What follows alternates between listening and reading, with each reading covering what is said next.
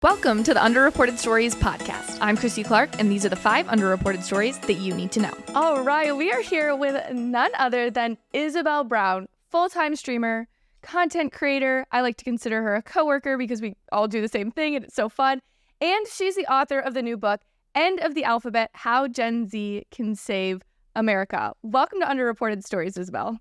I'm so excited to be here, Chrissy, and so excited to see the growth of your content and everything you've been working on. Thank you so much. You and I go way, way back, but I just love seeing underreported stories come to life in a whole new way, so congratulations. Thank you so much. It means seriously a lot because it's crazy. Growing in an election year is not easy, but you have managed to do it like no other, especially with this book tour, growing on social. It's truly unbelievable. But when I saw you were putting out a book, I'm not gonna lie.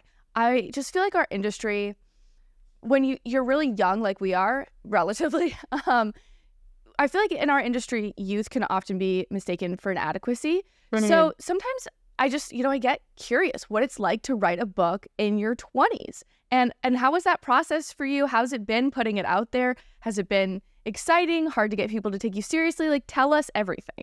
That's a great question. And I love how you phrased that youth is often adequated with lack of experience or inadequacy or even just being uneducated and ill-prepared for stuff like this. Amazingly, the reception to this book has been so phenomenal so far. There definitely has been a little bit of, are you sure you really believe in that? Are you sure it's really this optimistic and hopeful, especially from people older than us? But overwhelmingly, it's been a wonderful experience because I think there are so many people who are just so unaware of who Generation Z actually is, what our values are, what we believe in, and the trajectory that we're taking this country, that this book has been a bit of a shock factor for some people in all of the best ways. As to writing the book, I mean, it doesn't really matter how old you are. It's a big undertaking for sure.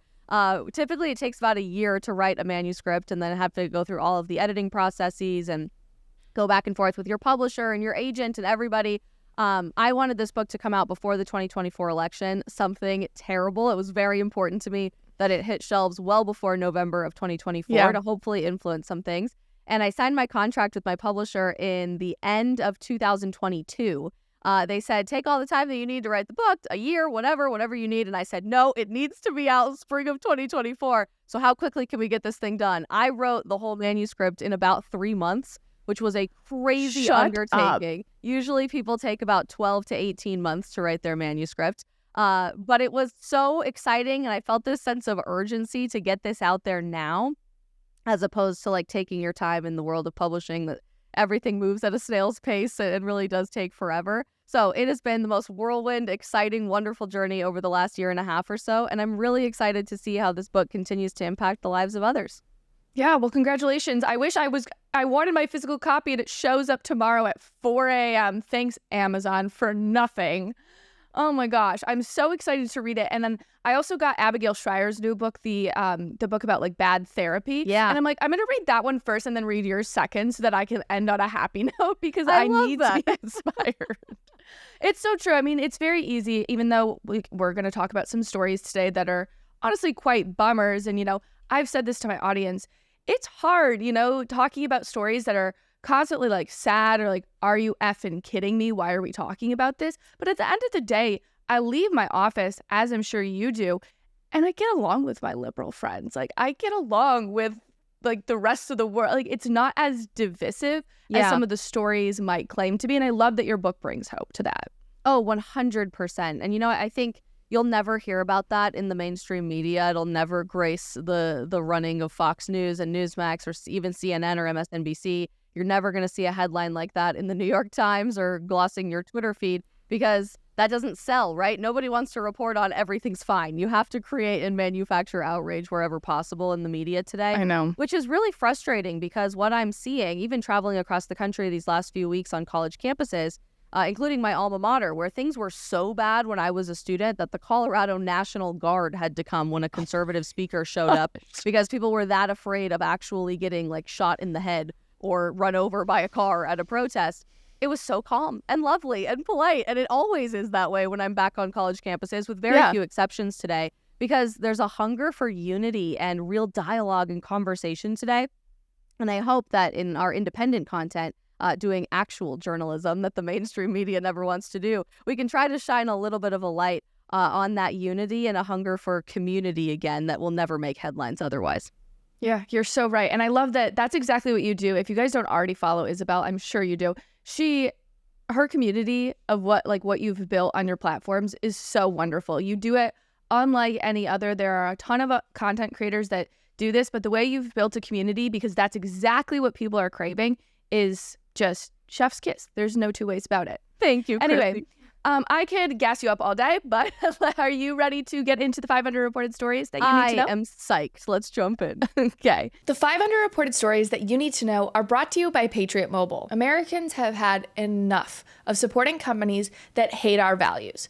Tired of compromise? It's time to switch to Patriot Mobile, America's only Christian conservative wireless provider. They're an example of putting the cause ahead of profits. That's why I am very proud to partner with them. Patriot Mobile offers dependable nationwide coverage, giving you access to all 3 major networks, which means you get the same coverage you've always been accustomed to without funding leftists. When you switch to Patriot Mobile, you support the First Amendment, the Second Amendment, the sanctity of life, our military, veterans, and first responder heroes. Their 100% US-based customer service team makes the switching easy. You keep your number, you keep your phone, or you can upgrade, and their team will help you find the best plan for your needs. Just go to patriotmobile.com/Chrissy or call 972-PATRIOT and get free activation when you use the code Chrissy. So our first story is going to be a video. There is this just dropped on my desk yesterday. It's a gay couple who has impregnated their own sister for surrogacy. Let's watch this video together. My sister Brianna is carrying both our twins. Honestly, I've been raising a child for, 13 years Well, if now. this is what you did, then I'm scared because I'm a brat. Hello, Brianna. Brianna being the carrier was the most important thing to us. I knew that I could trust her. Some people thought, this is sick, you guys are freaks, white trash from Arkansas. What you're doing is wrong to the core. And they're all adults making these comments. Shocking. So I really this came across my desk and I haven't even I watched it in full one other time. I was just floored, but I'm very interested to get your POV on this. Am I surprised? No. I think that's just the world that we live in today, that stories like this are becoming more and more common. But, I think it's interesting, especially I'm speaking in Auburn, Alabama tonight, and Alabama made huge headlines the last couple of weeks related to IVF, which is directly tied to the surrogacy industry and obviously is what happened here to impregnate that woman. There's been a lot of national conversation and really productive, important questions being asked about the ethical nature of these industries, right? Can they be used to do amazing, wonderful things? Yes, and a lot of people have benefited from them, but just because you can, should you, is an important question that opens up a whole Pandora's box, really, about what some of the unintended consequences of these industries actually look like. I have thought more about IVF, even as somebody trained in biomedical sciences and very involved in religious life, than I ever have in my entire life in the last couple of weeks. And I think it's really telling that there are certain people willing to speak up about this, but other people aren't, in an industry that is directly harming millions of people, whether we like to think about it or not. Stories like this, you might be feeling really touched and you see a child coming into the world, and that's a beautiful thing. We should always be celebrating life because it doesn't matter what your circumstances of conception are. You are a human being worthy of our respect and love and dignity under law. But I can't help but think about the dozens of other siblings of those 2 children in the womb that are stuck in a freezer somewhere and might never have the opportunity to be born, which is so heartbreaking.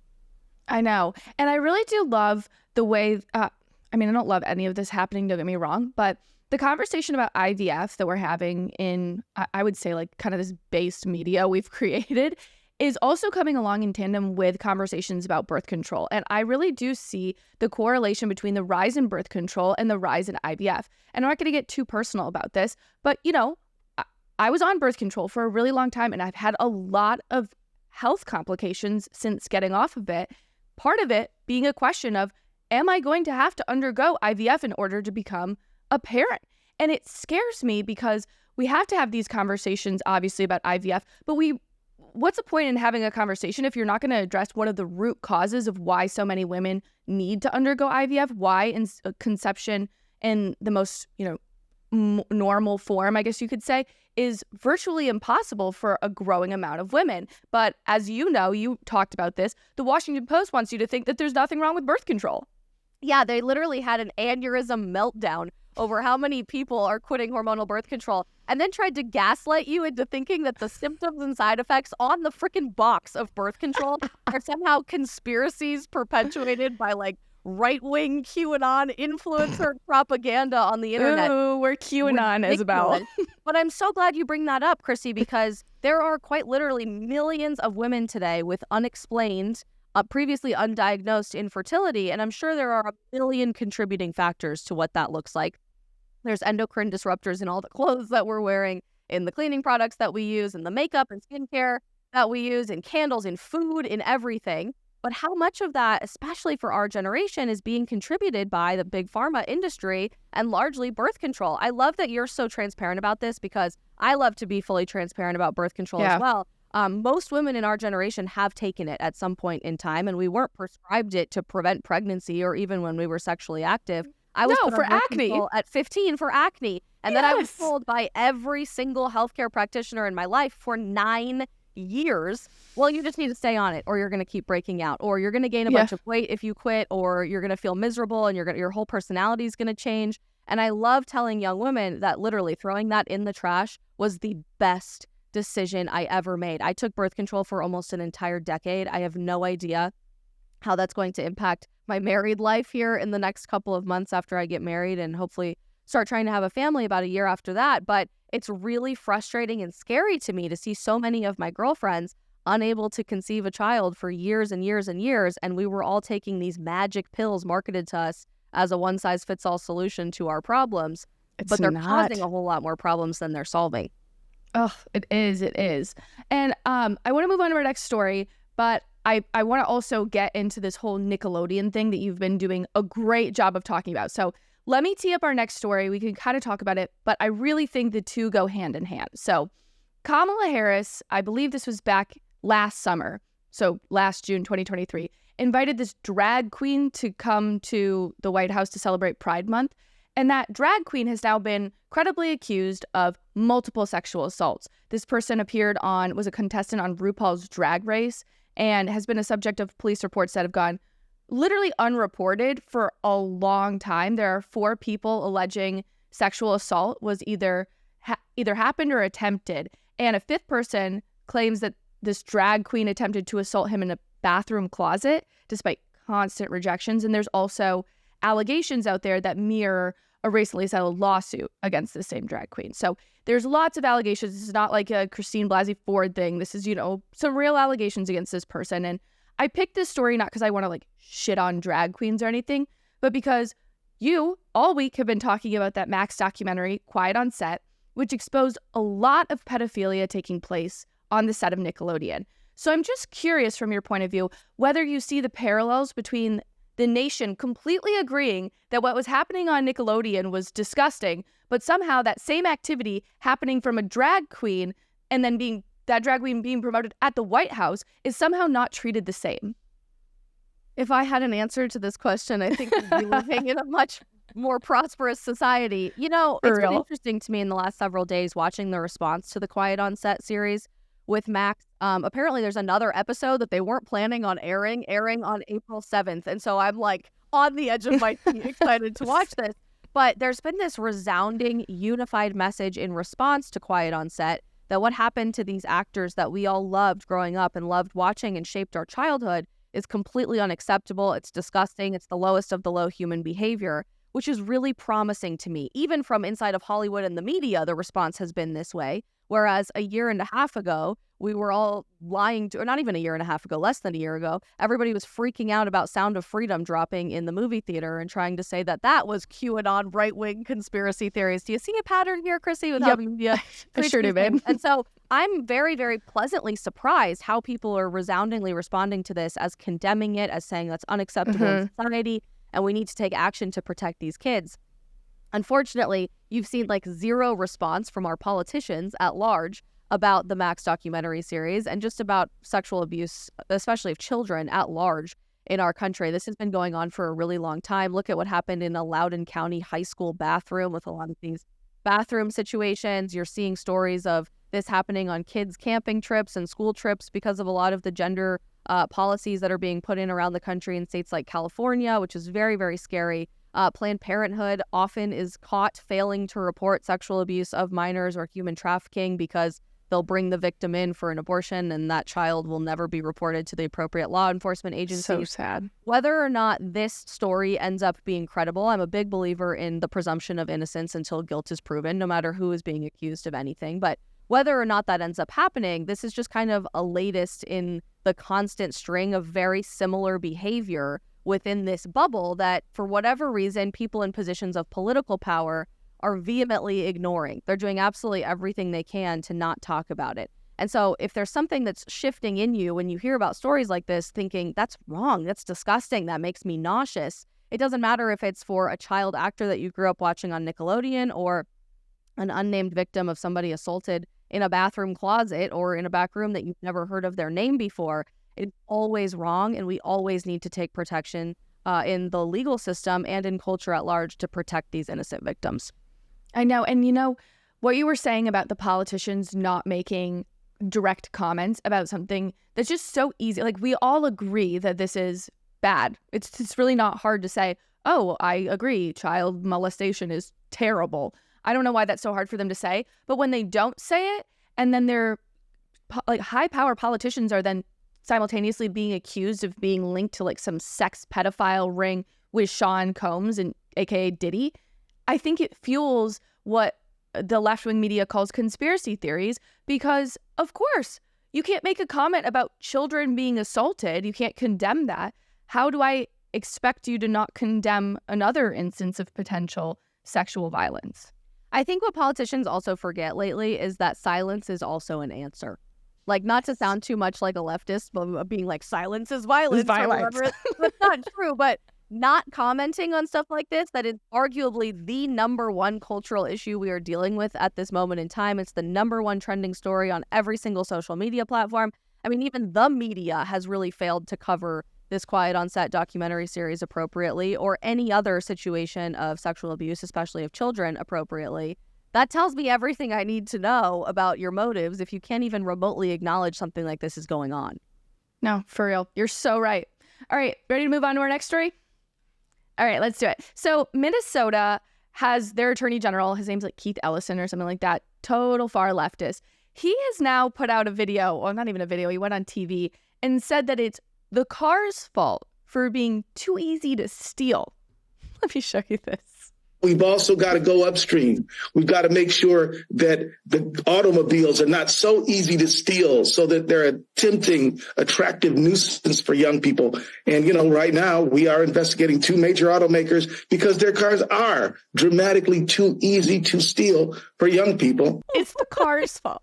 What was the car wearing when it got broken into? Literally, Chrissy, that is exactly what I was about to say. These people will come up with any excuse possible to not take responsibility for violent crime happening in all of these cities. Like, well, it's not the criminal's fault, and it's not our fault for failing to prosecute criminals or even criminalize bad behavior. It's your fault, actually, or your car, inanimate object's fault for just being too attractive. It just had to be. It was giving such victim-blaming energy. I was dying laughing. I'm like, oh.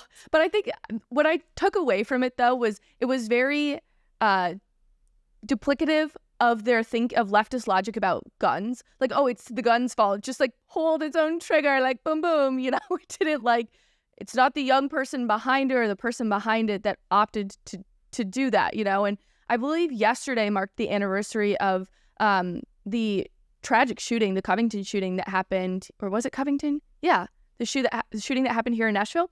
And, you know, we're still getting propaganda from the media saying like, oh, it was the gun's fault. She had access to a gun, or he, whatever they want to call this person. She's a woman. But anyway, I'm just like, when does the victim blaming of like the inanimate objects stop?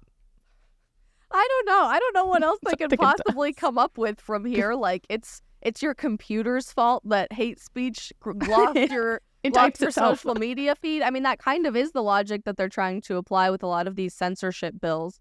that I'm very, very concerned about in Washington, D.C. right now. But I'll tell you what, I've never heard it being blamed on the car that your car got stolen. That's a brand new one.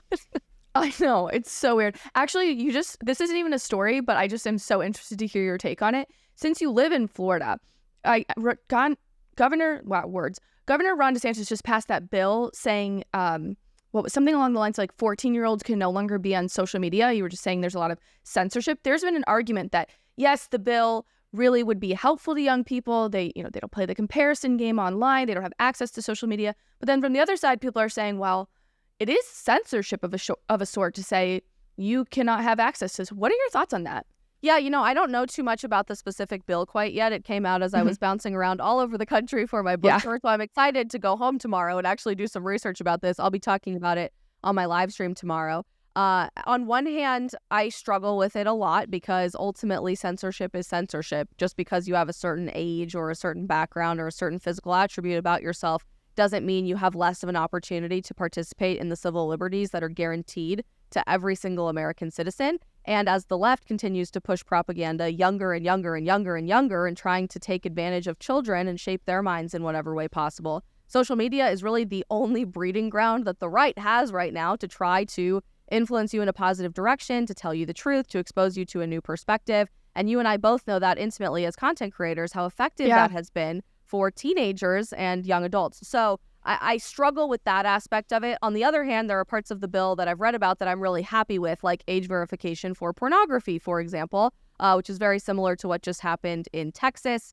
And it's interesting to see how people are reacting to this from like multiple different angles. But I think generally, like any bill and any legal question, the answer to whether or not that's good for society or whether or not that's applicable is it depends. I was raised by two lawyers, and the question always when you ask them about legal stuff, the answer to whatever question you ask them is always, well, it depends. And so multiple things can be true at the same time. I'm eager to see what the reasoning behind this is and what the specific language says. But ultimately, when it comes to censorship of children and teenagers especially, I really struggle when it's the government trying to do the job of the parents, because I don't trust the government to do the job of the parents in education, in healthcare, in housing, in anything else. Yeah. So why would I trust that for social media too?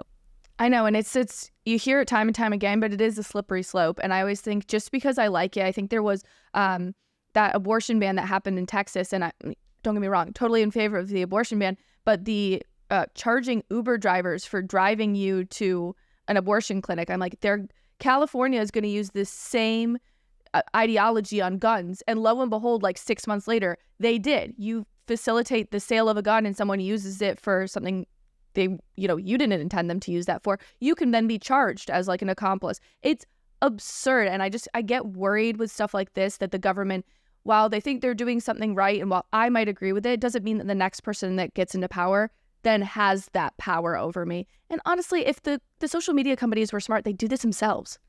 Yeah, exactly. And they say that they're going to in all of these hearings on Capitol Hill. I mean, Mark Zuckerberg just basically crocodile tear cried on television at a Senate hearing saying, oh, we hate that we're doing this to your kids. We're going to protect the kids. We're so sorry. But they're not interested in doing any of this stuff. And neither is the government, really, whatever political party you come from. So I really struggle with all of this. It's the same reason I'm super hesitant about everybody's idea behind a TikTok ban. It's a very slippery slope and a really scary Pandora's box to keep opening.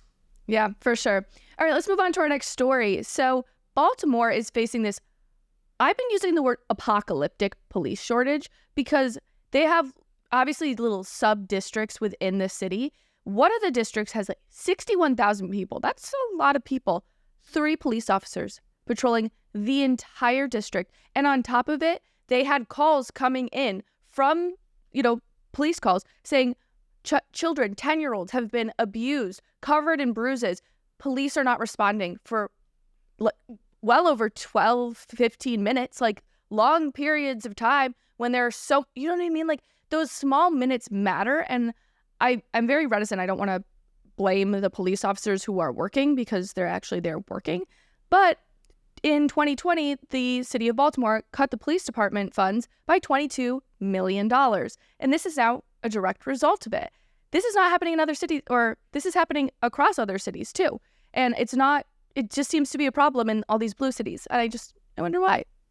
You know, this isn't even the craziest story that I've heard about police departments in these blue cities. I hate that this is happening, but I even saw a video. I can't remember if it was Philadelphia or Pittsburgh, one of the two, that basically said Pittsburgh, there you go, that they're basically not offering any first responder emergency services to anybody from the hours of like 7 p.m. 3 to 7 I don't even know. Ridiculous. But basically all night, it's the purge every single night. You can just get away literally with murder. No police officers will come. They roll 911 calls to voicemail. I don't know if that also encompasses ambulances and EMTs as first responders. I'm assuming that it does because this was kind of a big blanket statement. But seriously, I mean, who would continue living in these cities if quite literally somebody can break into your house in the middle of the night, kill you, rape you, steal your property, leave, and nothing happens? You can't even call 911. I know. And it's just, I feel like it's annoying to people like us, and I still live in a big city, so like it's irritating to me. We just had like a very left-wing, I don't even know, I think his wife is transgender or something like that, crazy guy get elected in Nashville, and I've noticed the quality of life depreciate markedly since he got in. But, you know, pulling us aside, looking at these really blue cities, it is primarily affecting the Black voter that the Democratic Party claims that they care so much for. They're putting these people directly in harm's way. And to me, I'm like, so you're spending all of our city's money on illegal immigrants, you're taking away our police, and you're leaving people who you claim are vulnerable to be even more vulnerable? That's just a middle finger.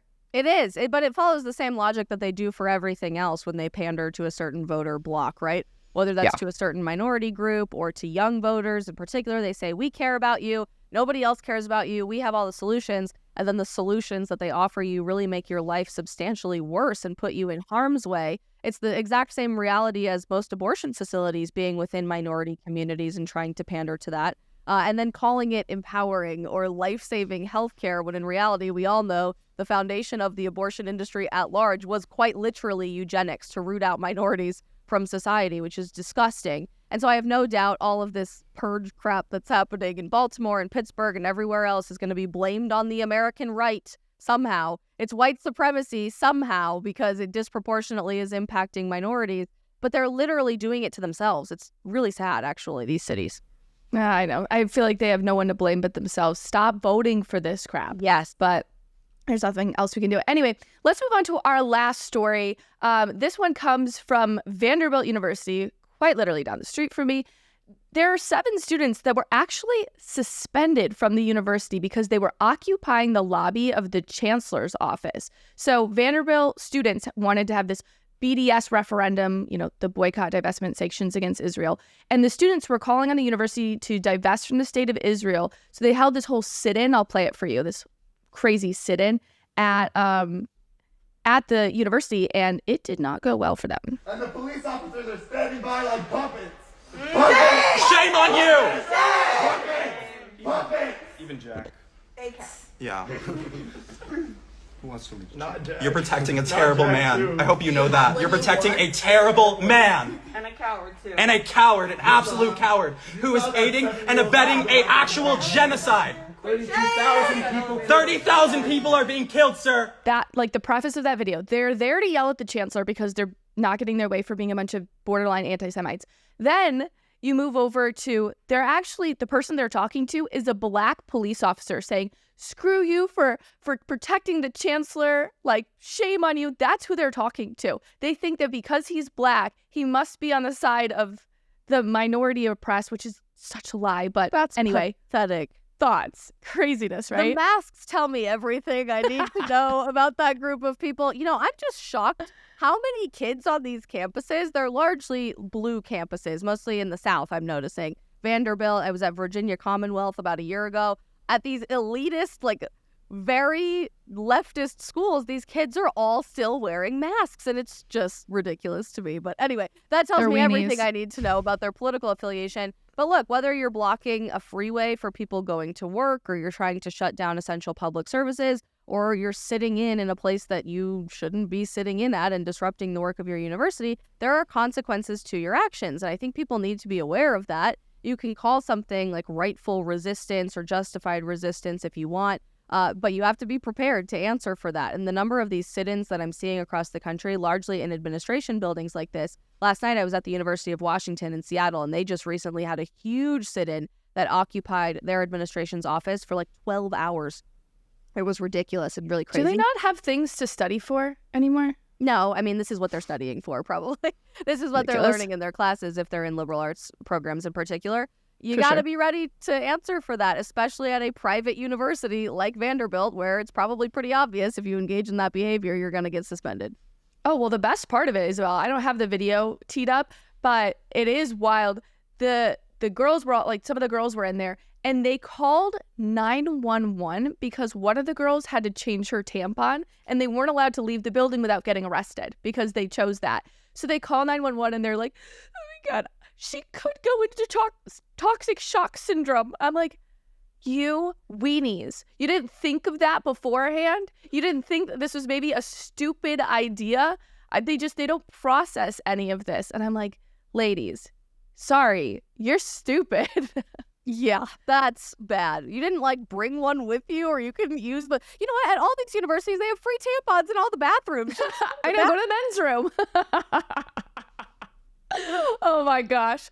Before we move on, I want to let listeners know that if you like hearing underreported stories and you want them daily, be sure to subscribe and download the Underreported Stories podcast. If you love what you're listening to, give us a 5-star review and leave a comment. I promise you, I read them all. If you prefer a video format, you can get Underreported Stories sent directly to your email inbox by clicking the link below or heading over to underreportedstories.substack.com. See you there. All right.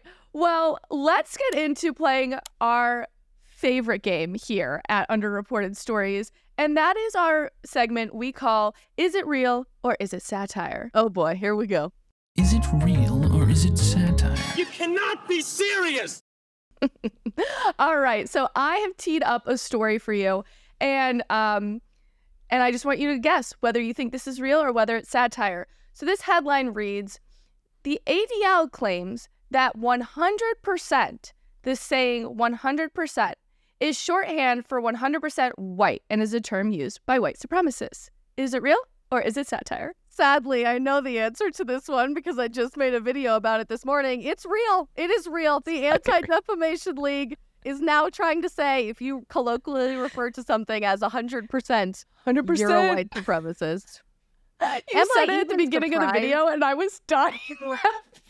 It's the most pathetic thing I've ever heard. But sadly, am I even surprised? No. Last year, the Ontario College of Mathematics, or like Mathematics Association in Canada, did a webinar with all the people that work for them, and they said 2 + 2 = 4 as a phrase is white supremacy, is covert white supremacy. So math is racist now, I guess. But hey, I was never very good at math. I never liked math very much. It's the one subject I really struggled with. I'm sure we all have very fond, vivid memories of sitting around the kitchen counter with our dad and him screaming at us about how to do fractions and us just bawling our eyes out in 4th or 5th grade. That was me the whole time. Maybe that means I'm a really good person. I'm not a white supremacist. 100%. I'm just going to name this episode 100%. With easy, short, simple, to the point. I love it, Chrissy. Oh my gosh. All right. We have one final story I want to talk to you about. So you put out a video that I think everyone needs to hear as our episode is dropping on Good Friday. Let's roll this clip and we're going to chat on the other side of it. This is a video straight from Sweet Isabel. One especially influential church in North Carolina has made an announcement that they're specifically avoiding the use of the word resurrection or blood of Jesus to reference Easter at church this year, even though Easter is quite literally the celebration of the resurrection of Jesus. Their director of digital content, I guess, sat down on a podcast this week and said the most important thing for Elevation Church on Easter is inviting people to church. So they're specifically going out of their way to avoid using words like Calvary, resurrection, or even the phrase the blood of Jesus, because we don't want to make someone feel uncomfortable or like an outsider. This might be a really uncomfortable opinion for some people, but we're supposed to look at Jesus on the cross. We're supposed to be uncomfortable seeing the nails in his hands and feet. You're supposed to understand the totality of torture and suffering he went through to even be nailed to the cross, because that's what he was willing to do for each and every one of us, to lay his life down for our sins. So good. And I bring this up because not that I'm new-ish to, I've always had religion in my life, but my now fiance and I really dedicated our lives to Christ about 2 years ago. And as part of that, we decided we're going to kind of change the way we go to concerts. I used to be like EDM rave girl, and now I'm like, okay, like maybe we should change that. I was kind of craving a concert. We saw Elevation Worship was in town, and we went to the concert. Now I will say, the first half of the concert, when it was the worship, amazing. Loved every second of it. And then I had never heard of Stephen Furtick because, again, I'm new to this whole world. Yeah, He's the pastor of Elevation Worship. I can't tell you the way, I mean, you know this with your fiance as well, the way we could communicate like, oh my gosh, this guy gives me the heebie-jeebies, something is wrong, something is off. I couldn't explain it. And then we went home, researched him, and we're like, oh my gosh, it's not just us. Thank goodness. But it was just weird to experience that and then figure it out on the other side. But this has been a running problem with this church, and they are incredibly powerful. Oh, incredibly influential. I mean, Yeah. you just saw from that video on Instagram alone, they have several million followers. Yeah. Their worship team puts out music that's used by almost every single Protestant church in America on Sundays. I mean, this is a very, very, very influential group of people. And so when I saw that story, I honestly thought it was satire. Like, that could have been your game today. Is it real or is it satire? Yeah. Satire. Because I'm like, there's no way that when they're inviting people to Easter, they're not going to use the word resurrection. I could probably understand like blood of Jesus or very like graphic description of language, although I don't agree with it, but I could probably understand the soft around the edges approach there, but to not use the word resurrection. So I posted this on TikTok. It blew up. It has like 2 million views on TikTok, and it's doing really well on Instagram too. And a lot of people in the comments, a surprising number actually, are trying to defend this and say, well, it's only in inviting people to Easter. They're actually going to say all of this at Easter service on Sunday. So this video is really misleading, and you shouldn't have said that. I think I was pretty clear when they were inviting people to celebrate Jesus on Easter. They're not using these words. But amazingly, the vast, vast majority of the response to this video has been stuff like this, that people are really uncomfortable with that. They're saying, why are we trying to sugarcoat this? Why are we trying to secularize our faith or appeal to people who don't believe in it when, objectively speaking, that's not what society is looking for? You probably understand this more than anybody going through this journey yourself right now, Chrissy, but our generation especially is so hungry in our faith, A, to 100%. believe in something because we don't believe in anything in society, but B, even inside of our faith, structure and tradition and the way things have stood the test of time for thousands of years, because this half in, half out secularized cultural Christianity where you worship the sparkle creed on Sunday, or you say Jesus is non-binary, or even just refusing to acknowledge the full totality of what Jesus went through for the salvation of all of humanity, that is the least appealing thing in the world to us. And I think for Elevation Church, this is really going to backfire for them. Yeah, and I just, like you said, it was just in their invitations. We also, like we're associated in a way with Elevation, my church. It's just like kind of under the same umbrella. Not that we do the same thing as Elevation, but I look at it and we have like our invitation cards that we hand out to people. It has a QR code, sign up for whatever time you want to come. We'd love to see you. These are service times, everything, all the information. It's great. Never do I hand these to people and be like, you need to come because Jesus died for you. Like, what? I'm like, hey, like it's a weird thing the way they said it. If you're involved in this world at all, you hand someone a card and say, hey, it's Easter weekend. Everyone knows what frickin' Easter is. Like, I'd love for you to come to my church with me. It's not like people are giving a full explainer about Jesus's crucifixion when they invite them to church. It felt targeted, almost anti-Christian in a way. It did. And you're right. Everybody knows what Easter is. You don't have to say, well, to this weekend, we're celebrating that Jesus shed his blood in a brutal crucifixion and then was resurrected. And that's what we're celebrating. So please come. But to actually say, to dictate out loud, we are going out of our way to avoid using these words felt incredibly sus to me, for lack of a better term. It just felt so disingenuous. Kind of like you're like luring people in to celebrate your faith with you instead of just being honest and open and excited and celebratory about the most important day of the entire calendar year for Christians. Of course, we should be inviting as many people to church as possible, not just on Easter, but every single Sunday and every single day into our faith. But the weird marketing tactics here to like secularize it or make it softer or more appealing to people just felt so backwards, because everything that I'm seeing in every denomination of Christianity, by the way, is that nobody wants the softer secular version right now. We get all of that in our modern culture anyway. We want the real thing. We want steadfast tradition and structure. Yeah, it's 100% sus. I love it. 100%. Anyway. All right, babe. Thank you so much for coming on the show. Where can people buy your book? And I know Amazon reviews are big for you right now, so let's make a push. Absolutely, Chrissy. Thank you so much for the opportunity to plug it. If you are a Gen Zer watching this and you're looking for examples of leadership and how you can get involved in your own communities to help us take America back from the brink of insanity, like a lot of these stories we talked about today, this book is for you. If you're older and you have Gen Zers in your life, get them a copy to inspire them. And hey, you might even learn something new about our generation that gives you some hope too. You can buy The End of the Alphabet anywhere books are sold. And if you pick one up on Amazon, please give us a 5-star review. That helps you stay really consistently in the algorithm. And hopefully we can get as many copies into the hands of people seeking truth as possible. Yes, we'll link it all below. I'm going to get my copy tomorrow, send a picture to you. I'm so excited. But thanks again so much. Good luck with the rest of your tour. Thank you so much, Chrissy. Hope to see you soon. Yes. Thanks so much for tuning into the Underreported Stories podcast. Be sure to subscribe and download this podcast or share it with a friend. If you like what you heard, please leave a comment about how funny and intelligent I am. Thank you, friends. Bye.